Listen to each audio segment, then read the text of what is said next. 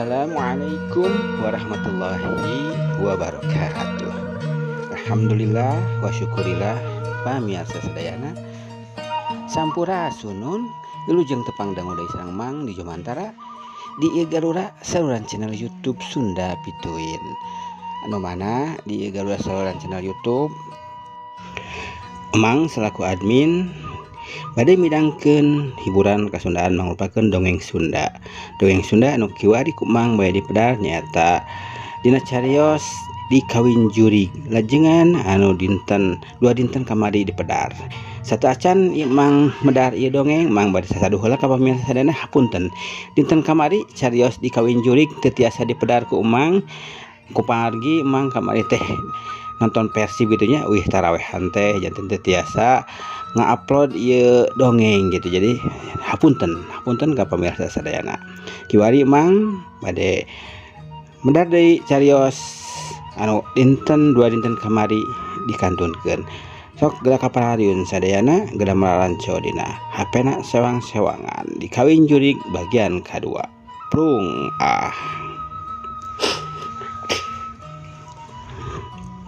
Urang nyaritakeun heula carita nu lain. Nyaeta urang nyaritakeun kaayaan di lembur panjileukan sabadana tas ngayakeun hajatan raramean teh. 7 poe sanggeusna Sukabungah raramean hajat kawinan putrina Juragan Karya anu ngadahup ka putrana Gan Kohar. Di imah Juragan Karya rame deui ku jalma dararatang. Tatanggana nu deukeut oge anu jarauhna. Gan Kohar katingali aya di bumi Juragan Karya katut tatangga-tatanggana anu ti lembur panyawangan oge araraya. Tapi paciweuhna ayeuna mah beda. Lain paciweuh ku kabungah jiga anu kamari, tapi paciweuh ku kasedih. Poron jalma-jalma jiga nu mega mendung gitu tah angkep seperti aun-aun anu rek ngaragrageun cai hujan. Mun ditilik disidik-sidik tetela pamirsa sadayana kumpulna para tetangga teh dina kaayaan keur dina kapapatenan. Katingali sabagian jalma keur nyieun pasaran, sabagian deui keur nyieun tutunggul katut padung panutup dina yang di jero kuburan. Nah saha atuh anu maot kitu meureun pananya nu baris kaluar tinu hayang apal kaayaan harita mah. Lamun ninggang ka zaman kiwari mah kasebutna teh kepo gitu tah pamirsa sadayana kasebutna teh.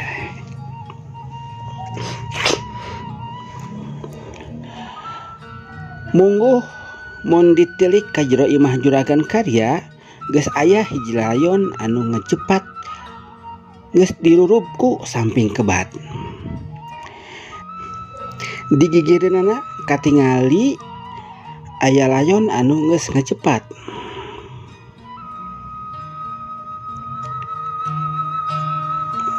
Kedapnya bisa hilap deui. Mungguh mun ditilik ka jero imah Juragan Karya geus aya hiji layon anu ngajepat geus dirurup ku samping kebat. Di gigireunana katingali aya hiji wanoja anu keur ninghak ceurik ngabangingik. Teu aya sanes eta teh pamirsa sadayana nu keur ninghak teh nyaeta Nyi Wulansari. Nyi Wulansari anak awawe hiji-hijina Juragan Karya anu kamari tos pangantenan teh.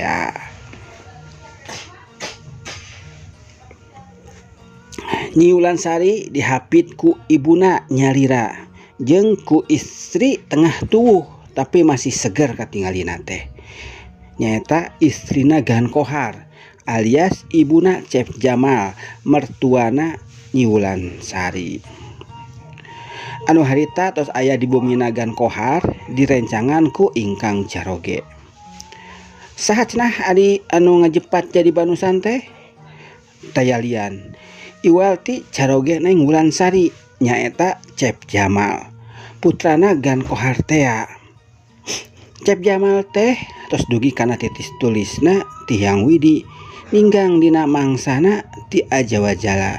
Cukup umur cekap mangsa pikeun ngalakonan kahirupan di alam rame ieu.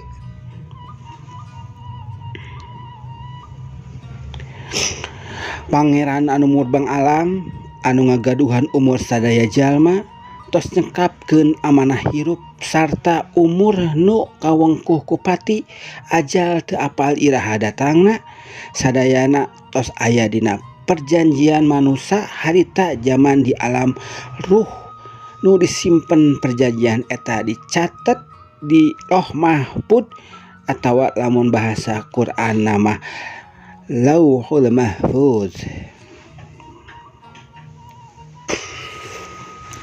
Moal bisa diembung-embung pamirsa sadayana, moal bisa dihayang-hayang. Joropati bagja cilaka sadayana atos jadi katangtuan pangeran keur umatna anu kumelendang di alam pana ieu. Kitu deui harita anu karandapan ku Cep Jamal maot sabada pangantenan mungguh keluarga mah nya keluargakan Kohar sareng keluarganya Juragan Karya eta teh teu beda we jiga anak hayam anu disamber heula.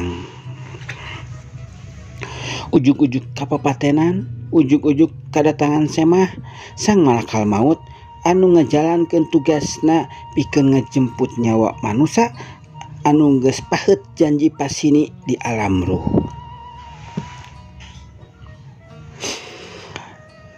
Sanggeus suka bunga gumbira harita langsung nalangsa. Kitu roda kahirupan di alam pawenangan ieu anu moal bisa diembung-embung, moal bisa dihayang-hayang. Geus jadi katangtuan ti anu kawasa yen kahirupan di alam dunia teh pasti moal leupas tinu papasangan. Aya bagja, aya cilaka, aya bunga, aya sedih, aya beurang, aya peuting jeung sajabana. Kitu tah kepastian hirup anu baris dilakonan ku urang sadayana salaku wayang di alam pawenangan ieu. Pamirsa sadayana anu satiasa tuhu manco di ieu Garora dia channel anu nuju ngabandungan dongeng Sunda anu kuumang digelar kanggo pamirsa sadayana, mudah-mudahan sing tiasa leres-leres janten hiburan kanggo pamirsa sadayana. Mangga atuh urang ngajengkeun ieu carios dongeng dikawin curig. Kunaon atuh cukang lantaranana Cep Jamal dugi ka henteuna teh?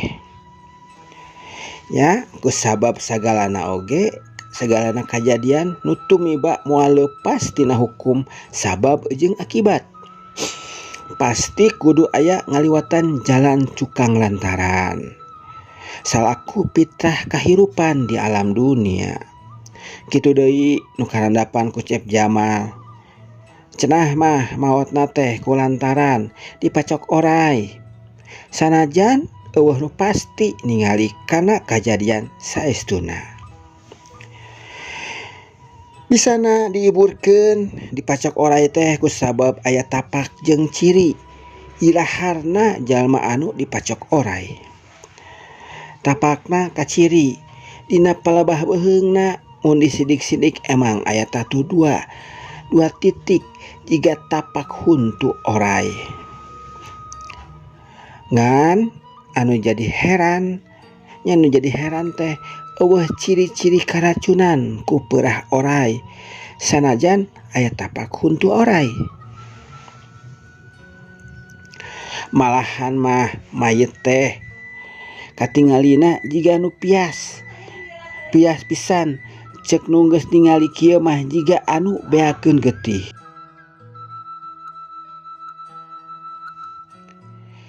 Harita rentang-rentang katingali aya anu leumpang rurusuhan murug ka imahna Juragan Karya. Eta teh mangsa Amin salaku anu kapapancenan nalingakeun anu keur ngagali kaluat. di astana. Mang Samin ngabejaan yen ngagali kuburan teh geus rengse, makam geus siap dieusian ku pangeusina.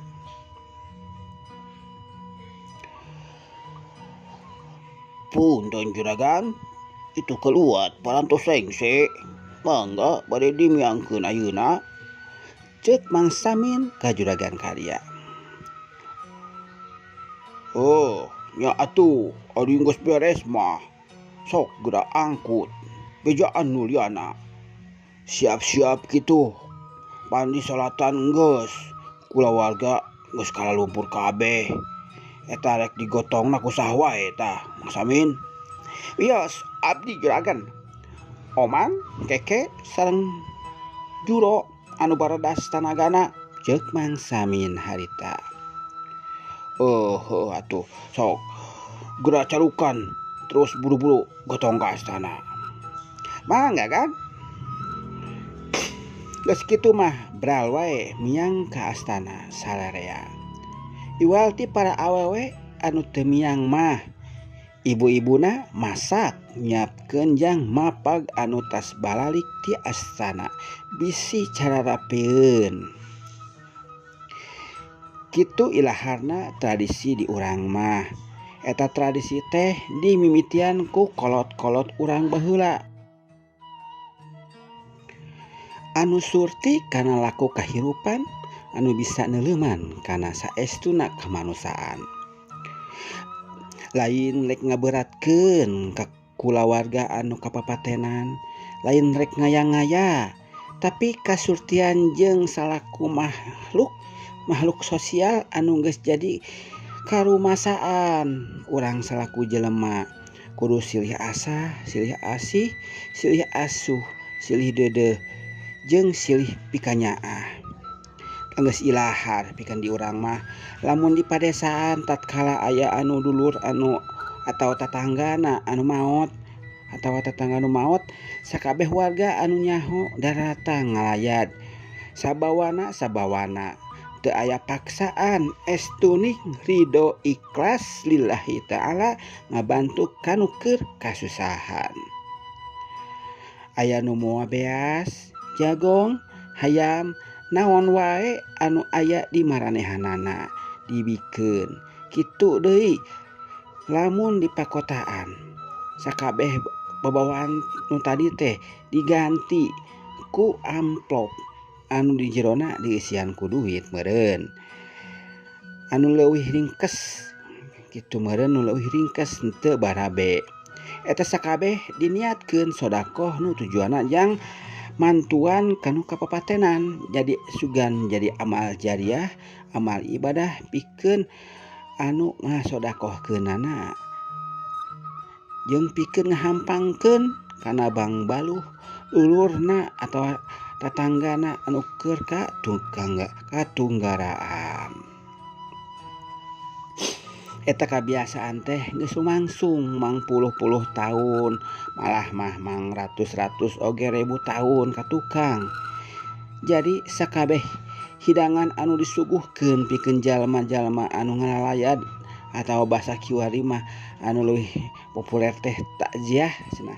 Eta sumberna tina sumbangan tetanggana anu disodakohkeun deui ka jalma-jalma anu ngalalayad, anu tos isi kibung mantuan tur ngajajabkeun ka jenazah di astana gitu. Jadi saling timbal balik gitu, tetangga mantuan ku ngajajabkeun ku mantuan barang gawena, sedangkan anu dibantuanana oge ngarumasakeun gitu. Tanaga teh tegaplah gitu.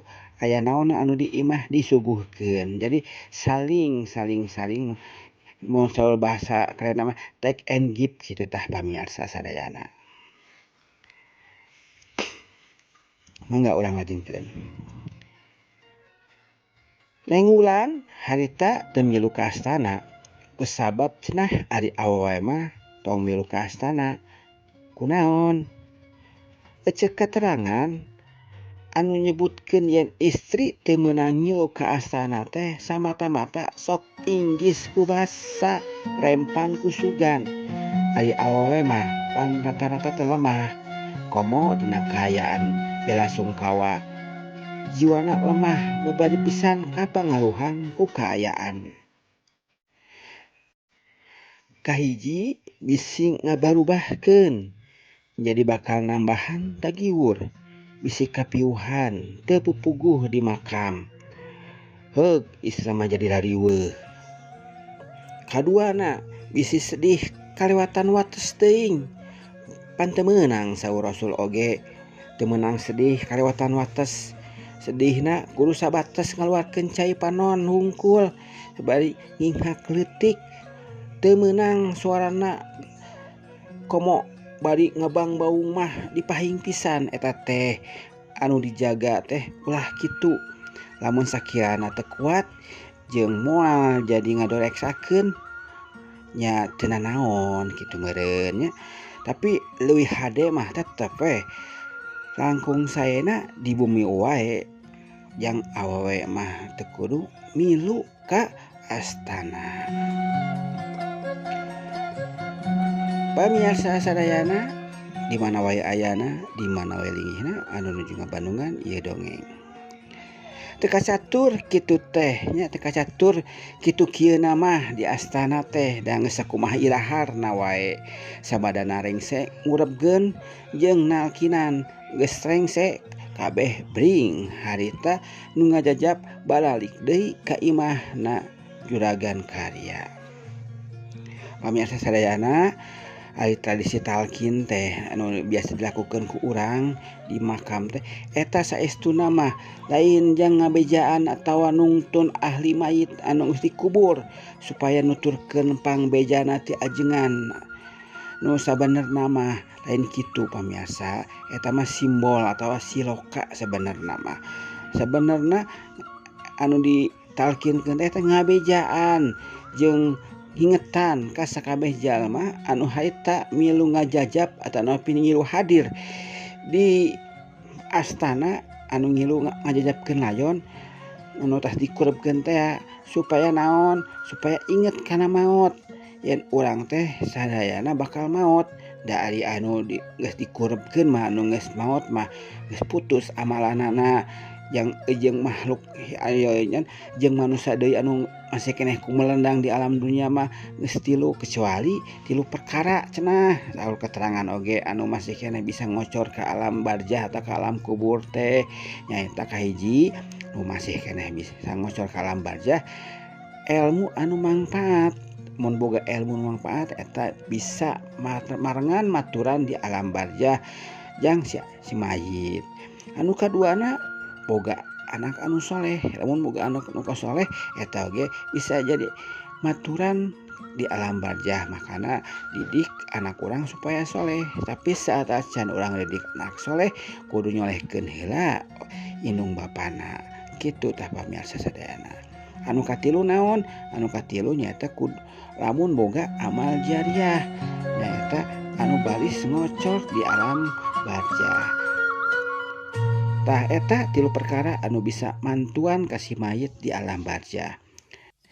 Aya talkin mah eta mah pepeling hungkul yang anu masih kena hirup nu aya di astana teh kudu ngajadikeun eling yen urang oge bakal nyusul si ahli mayit anu geus miheulaan ka urang. Jadi urang supaya tong tungkul teuing kana halayah dunya. Siap-siap ketika urang ke maot dipanggil ku Allah, dijemput ku malaikat, urang boga bekal. Kitu tah maksudna talkinan teh. Pamirsa sadayana teu kacatur kitu kieuna mah di astana teh da sakumaha ilahana wae sabada rengse ngurebkeun jeung nalkinan geus rengse kabeh bring harita ngajajab balalik deui ka imahna juragan karya. Iwalti gan kohar sakeluarga katut tetangga-tetanggana anu ti panyawangan maranehanana langsung aramitan marulang ka lemburna kusabab aya pacabagan sejena cenah. Pamirsa sadayana anu nuju ngabandungan ieu dongeng hatur nuhun kanggo pangrojongna, kanggo kasatiaanana. ngabandungan satia ieu dongeng oge anu tos ngarojong ka ieu channel ku cukang lantarana istilna ku lantarana mijit subscribe kitu tah oge like komen oge nge-sharekeun ka wargi-wargi sadayana supados ambahan dongeng ieu tami seueur. Hatur nuhun pamirsa sadayana tong hilap loncengna oge dipijit supados mang lamun nga-upload naon wae di ieu channel tiasa aya bewara ka pamirsa sadayana. Pamirsa sadayana mangga urang ngajengkeun kumaha ajenganna ieu carios.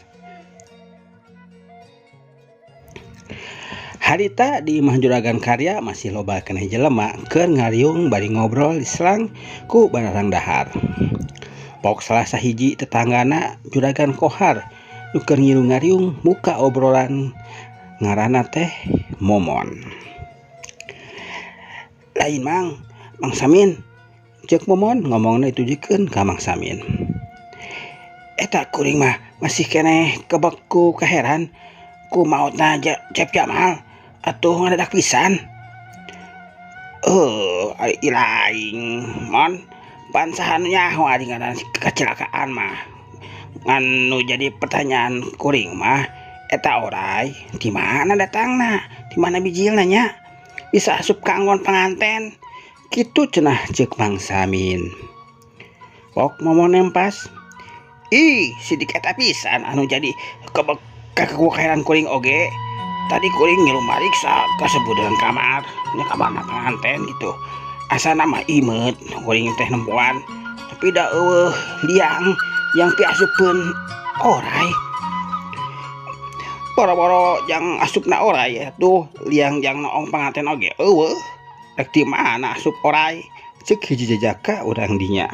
Ngilu mairan obrolan Mang Samin jeung Momon. Mang Samin pok nempas. Sia mah kana tuang tong wae matak teruisen deuleu. Jawab pamali deui naongan panganten teh. Ada si eta mah pagaweanana pulah tuang tong panganten. Kitu tambalna Momon. Dikitukeun teh kalahkah nyerengeh eta pemuda pok nempas deui. Seni atuh Mang, senina anu kawinan. Ceuk manehna bari nyokot dahareun. Terus camuil barang dahar. Lain ieu mah Mang dadianya ya. Ceuk Momon deui ka Mang Samin. Apan Mang mah tadi ngilu ngamandian lin? Terus kumaha kitu? Ceuk Mang Samin. Eta tapakeun tu oray, nya tapakeun tu oray kumaha tah Mang? Kumaha anu Mang katingali yang bisa dina beheung deui. Kitu cik ceritakeun Mang. Pamanggih Mang ka kuring. Ceuk Momon ka Mang Samin deui. Samemeh neruskeun obrolanana Mang Samin luak lieu heula terus ngomong semu ngaharewos. Iya mah urang we hungkulnya ulah diwar ka batur. Isi jadi fitnah ceuk Mang Samin.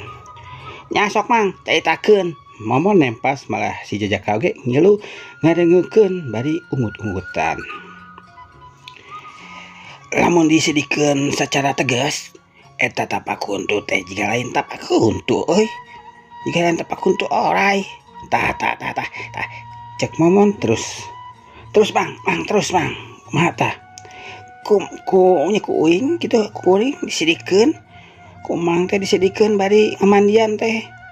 Kabeneran Mang kamandian teh posisina deket kana sirahna. Jadi awas pisan kana beheungna Cep Jamal teh. Da bolongna teh rada gede meusan gitu. Teh jiga huntu oray gitu. Huntu oray mah leutik gitu nya. Eta mah tatu tapakuntu teh. Lamun ku oray mah kudu oray kadut meureun anu sagede kitu huntuna mah. Jeung apanan oray nu matih mah nu aya peurahan. Rata-rata orayna teh gede teuing gitu tah sagede paling gesek di kobra. Jeung arang langka di urang mah aya oray kobra anu gede paling oge oray hejo, oray weling paling di urang mah. Jeung oray bedul Mang tempas si pemuda bari nungkupan sungutna nahan pikasirieun. Hus sia mah keur ngomong dari teh nempas wae. Terus naon Mang? Terus naon atuh mang cek pamanggih amang adi nu kitu. Teuing atuh mon emang ge teu bisa ngareka-reka bisi salah Jep wae jempe pada nyawang ku pamikiran anak sewang-sewangan. Ari di jero imah harita teh juragan karya keur ngabeberah nu jadi anakna dibarengan ku bojona Ibu Ratmi nu katelah mah. Harita teh tiluanana aya di kamarna Neng Wulan. Kamar panganten anu masih keneh loba papaesna ngahaja di endah-endah pikeun ngabungahkeun panganten. Ari Neng Wulan nuju calik di sisi kasur bari panomana alum. Pok wae Neng Wulan sari teh cumarios. Apa Ibu kedah kumaha abdi teh apa Ibu?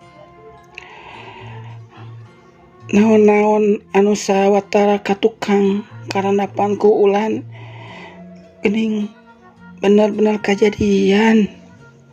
Kitu saur Neng Wulan sari. Ucapanana Raden Kalaweuling kabuktos pisan apa? Saacan ramana nyaeta juragan karya cumarita. Juragan karya ngarahu heula.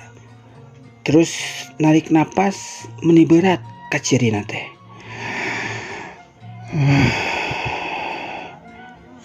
Pok Ibu Ratmi ngilumairan omongan. Mohon apa? Eta pisan anu dipikasieun ku ibu teh. Geuning kabuktos acan, kabuktos ancaman si jurig siluman teh. Lain bohongan. Nya kitu pisan ibuna oge hidup ulan. Tadina ku apa hidup buru-buru ditikahkeun sote supaya jurig siluman aya anu ngalawan. Da sabenerna mah Cep Jamal teh lain pamuda bolostrong kitu-kitu oge didikana lebe nasir anu geus kasohor di panyawangan mah. Malahan mah urang lembur urang oge nya sok kadaritu men tapi tulungna teh kadang sok diangkir ku urang panyeleukan lamun aya kaperluan aya nu gering atawa aya naon wae ge nya lebe nasir teh gitu. Terus sama meh nyai dikawinkeun oge apana lebe nasir teh datang ka dieu ka imah urang. Malahan naon-naon kejadian nu tumeba ka nyai nya ka Nyi Wulan dicaritakeun kabeh ku apa ka lebe nasir.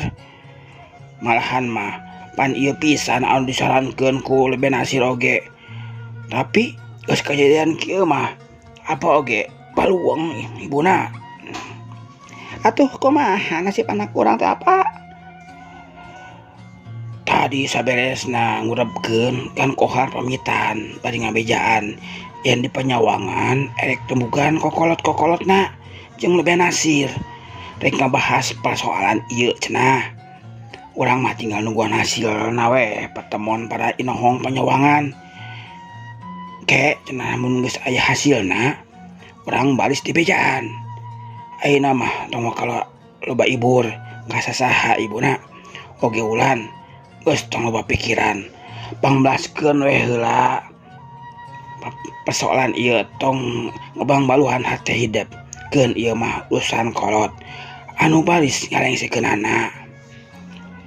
Kitu kaputusan sawalah harita. Kasugri pamiasa sadayana urang cekapkeun heula nya dugi ka dieu dongeng Sunda anu judulna Dikawin ku Jurig.